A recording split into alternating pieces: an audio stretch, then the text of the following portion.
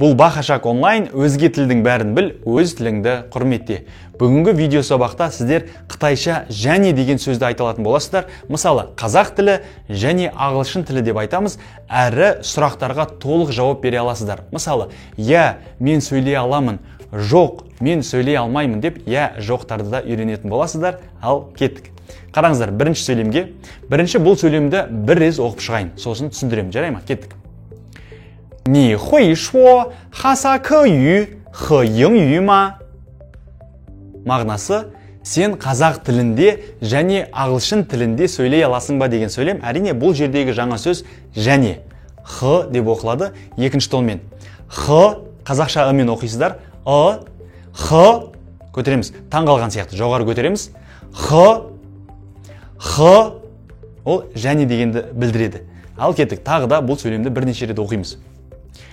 你会说哈萨克语和英语吗? 你会说哈萨克语和英语吗? Міндетті түрде даусыңызды шығарып, мұқият бірдей қайталаңыздар, жарай ма?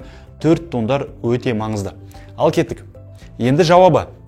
Қараңыздар, бір рет оқиын. 是我会说哈萨克语和英语. Мағынасы, я, мен қазақ тілінде және ағылшын тілінде сөйлей аламын деген сөздер. Әрине қараңыздар, бұл жердегі мағынасы ши деген ол я, келісу. Немесе келесі сөйлемде бізде бұшы деген болады, ол жерде жоқ, келіспеу. Мысалы, я, мен барамын, я, мен сөйлей аламын, жоқ, мен сөйлей алмаймын, жоқ, мен жаза алмаймын деген сөйлемдерде басында осылай айтсаңыздар болады. Енді қараңыздар. Ши, бұл жерде оқылуы. Қараңыз, мен тек қана бір әріпті ғана көрсетіп қойдым. Ши, қасына дауысты дыбысты қоймадым.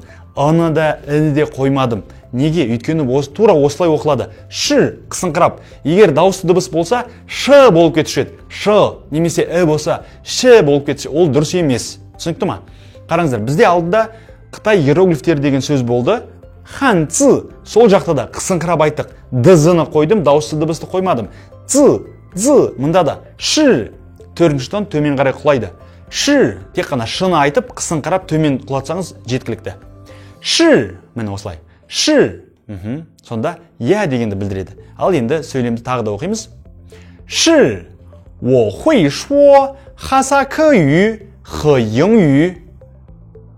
Я, мен қазақ тілінде және ағылшын тілінде сөйлей аламын. Тағы да қайталайық. Ши, 我会说哈萨克语和英语. 是，我会说哈萨克语和英语. Деп жауап бересіздер. Ал енді жауабының басқа нұсқасы қараңыздар. Жоқ, мен қазақ тілінде және ағылшын тілінде сөйлей алмаймын деген сөйлем. Қараңыздар, бірге оқимыз. Бұшы, естеріңізде ғой. Бұ деген жоқ деген сөз өзі келген кезде төртінші тон болады. Ал бірақ одан кейін басқа кез келген төртінші тон тұратын болса, бұ екінші тон болып оқылып кетеді. Бұшы деп. Бұхойдағы сияқты. Қараңыздар, енді оқимыз. Бұшы, 我不会说哈萨克语和英语. 不是，我不会说哈萨克语和英语. Тағы бір рет қайталаймын. 不是，我不会说哈萨克语和英语. Ал енді бұл сөйлемдерді екі реттен тез оқып шығайық. Қараңыздар, қайталаңыздар, бірдей қайталаңыздар. 你会说哈萨克语和英语吗? 你会说哈萨克语和英语吗? Жауабы. 是，我会说哈萨克语和英语. 是，我会说哈萨克语和英语.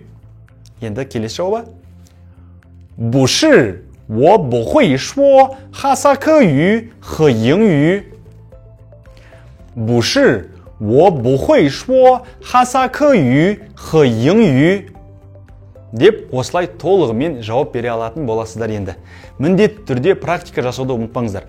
Бір-бірлеріңізге жазыңыздар, бізге жазыңыздар, жақсылап қарап, тексеріп айтып береміз. Бұл Бахашак онлайн, өзге тілдің бәрін біл, өз тіліңді құрметте.